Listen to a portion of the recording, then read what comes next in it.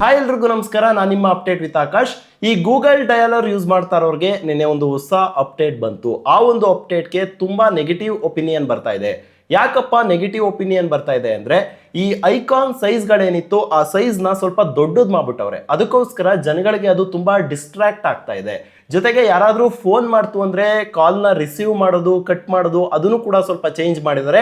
ಜೊತೆಗೆ ನೀವು ಹೊಸದಾಗಿ ಪ್ರೊಫೈಲ್ ಪಿಕ್ ಅನ್ನು ಕೂಡ ಹಾಕೋಬಹುದು, ಈ ಒಂದು ಆಪ್ಷನ್ ಕೂಡ ಕೊಟ್ಟಿದ್ದಾರೆ. ಇದನ್ನೆಲ್ಲ ನೋಡ್ತಾ ಇದ್ರೆ ಗೂಗಲ್ ಡಯಲರು ಫಸ್ಟ್ ಹೆಂಗಿತ್ತೋ ಅದೇ ತುಂಬಾ ಜನಕ್ಕೆ ಇಷ್ಟ ಆಗ್ತಾ ಇದೆ. ಈಗ ನಿಮ್ಗೇನಾದ್ರೂ ಹಳೆ ವರ್ಷನ್ ಗೂಗಲ್ ಡಯಲರ್ ಬೇಕು ಅಂದ್ರೆ ಯಾವ ರೀತಿ ಹಳೆ ವರ್ಷನ್ಗೆ ಶಿಫ್ಟ್ ಆಗೋದು ಅಂತ ತಿಳಿಸ್ಕೊಡ್ತೀನಿ ಬನ್ನಿ. ಫಸ್ಟ್ ನೀವೇನಪ್ಪ ಮಾಡಬೇಕು ಅಂದ್ರೆ ನಿಮ್ಮ ಮೊಬೈಲ್ ಫೋನ್ ಅನ್ನ ಎತ್ಕೊಂಡ್ಬಿಟ್ಟು ಫಸ್ಟ್ ಆ ಅಪ್ಲಿಕೇಶನ್ ಅನ್ನ ನೀವು 4 ಸ್ಟಾಪ್ ಮಾಡಬೇಕಾಗುತ್ತೆ.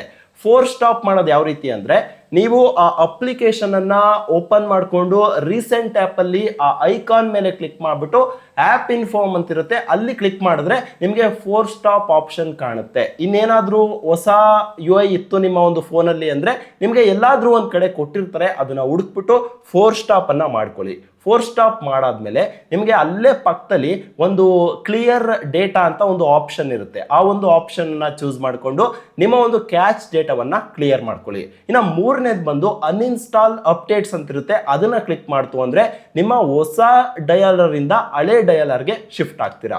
ಗೊತ್ತಾಯ್ತು ಅನ್ಕೋತೀನಿ ಯಾವ ರೀತಿ ಹೊಸ ಡಯಲರ್ ಇಂದ ಹಳೆ ಡಯಲರ್ಗೆ ಶಿಫ್ಟ್ ಆಗೋದು ಅಂತ. ಇದೇ ರೀತಿ ಹೆಚ್ಚಿನ ಟೆಕ್ ವಿಡಿಯೋಸ್ಗಳಿಗಾಗಿ ನಮ್ಮ ಯೂಟ್ಯೂಬ್ ಚಾನಲ್ ಅನ್ನ ಸಬ್ಸ್ಕ್ರೈಬ್ ಮಾಡದೆ ನೋಡ್ತಾ ಇದ್ರೆ ಈ ಕೂಡಲೇ ಸಬ್ಸ್ಕ್ರೈಬ್ ಮಾಡ್ಕೊಳ್ಳಿ.